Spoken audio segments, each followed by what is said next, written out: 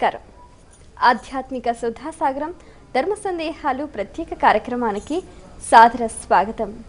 నీలాంజన సమాభాసం రవిపుత్రం యమాగ్రజం ఛాయా మార్తాండ సంభూతం తం నమామి శనేశ్వరం. నవగ్రహ ఆధిపతిలో అందరిలోకెల్లా శుభకరుడు లాభకరుడు శనేశ్వరుడు. అయితే చాలామంది అనుకుంటూ ఉంటారు శనిపీడ తగిలితే ఎటువంటి వారైనా కూడా ఇబ్బందుల పాలవుతారని.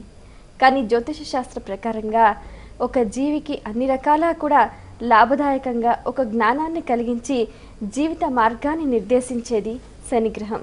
మరి అటువంటి శనిని ఆరాధించే శని త్రయోదశి పర్వదిన విశిష్టతను అలాగే ప్రేక్షకుల ధర్మ సందేహాలకు శాస్త్రీయ సమాధానాలు అందించడానికి మనతో పాటున్నారు తెలుగు, సంస్కృతం, ఆంగ్ల భాష అనువాదకులు, లలితా సహస్రనామ ప్రవచనకర్తలు, అలాగే రామాయణ ప్రవచనానికి పర్యాయపదంగా నిలిచిన వారు, ప్రముఖ రచయిత, ఆధ్యాత్మికవేత్త, మీ అందరికీ సుపరిచితులైన డాక్టర్ మైలవరపు శ్రీనివాసరావు గారు. వారితో మాట్లాడి మరిన్ని విషయాలు వారి మాటలో తెలుసుకుందాం. ఈనాటి కార్యక్రమాన్ని ప్రారంభిద్దాం. నమస్కారం అండి. నమస్కారం.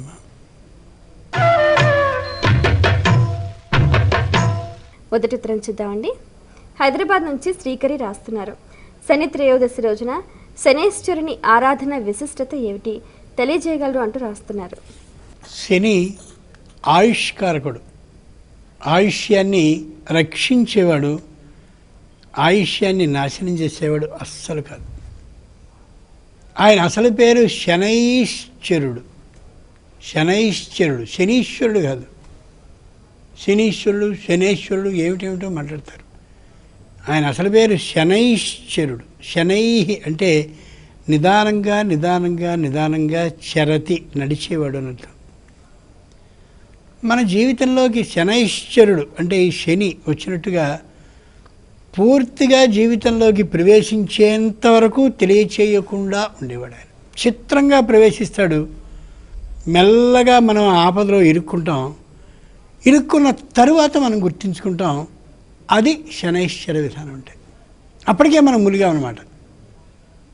అటువంటి శనైశ్చరుడు మన జీవితంలోకి ప్రవేశించాక మనం అప్పుడు ఎక్కడి నుంచైనా సరే బయటికి పడిపోవడం కోసం ప్రయత్నాన్ని చేస్తాం. అలాంటి సందర్భంలో తాను అక్కడ ఉండి మన చేత పూజ చేయించుకునే విధానాన్ని మనకి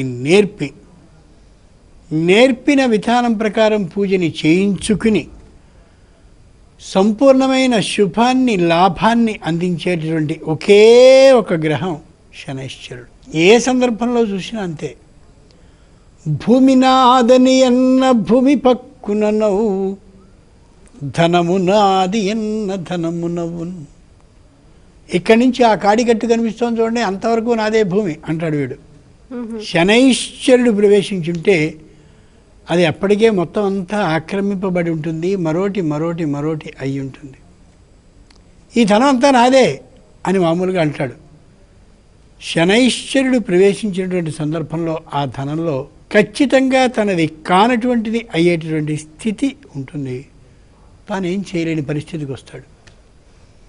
ఇలాంటి సందర్భంలో శనిని నిందించనే కూడదు. మనకు అమోఘమైన జీవిత పాఠాన్ని నేర్పడానికి శని శనైశ్చర రూపంలో మన జీవితంలోనికి ప్రవేశించాడని ఆయనకి నమస్కరిస్తే, నమస్కార ప్రియో భాను, వాళ్ళ నాన్న అయినటువంటి సూర్యుడు నమస్కరిస్తే ఎంత ఆనందపడతాడో అలా శనైశ్చరునికి కూడా ఎంత వినయంగా ఉండి నమస్కరిస్తే అంతగానూ సంతోషించి మనని ఏ విధమైన ఇబ్బందిని పెట్టడు. కాబట్టి శని త్రయోదశి వస్తే శనైశ్చర ఆరాధన చేయవలసిందే. అంటే నీకు పూర్తిగా నేను సాష్టాంగపడ్డాను, పూర్తిగా వినమ్రుణ్ణి అయిపోయాను, నిన్ను ఆశ్రయించడానికి వచ్చాను, నీ అనుగ్రహ దృష్టిని నా మీద ప్రసరింపచేయి, నువ్వు నా జీవితంలోనికి ప్రవేశించావని అర్థం చేసుకోగలిగాను అని మనకు మనంగా స్వయంగా వెళ్ళి ఆయన్ని ఆశ్రయించుతూ ఆయనకి చెప్పడం ఏదో అదే శని త్రయోదశి పూజ చేయడం. అంటే మామూలుగా ఉండదు ఆయన అనుగ్రహం. అంత గొప్ప అనుగ్రహాన్ని ఇస్తాడు. ఆయన ఎప్పుడూ కూడా వ్యతిరేక దృష్టితో మనలోకి ప్రవేశించడు.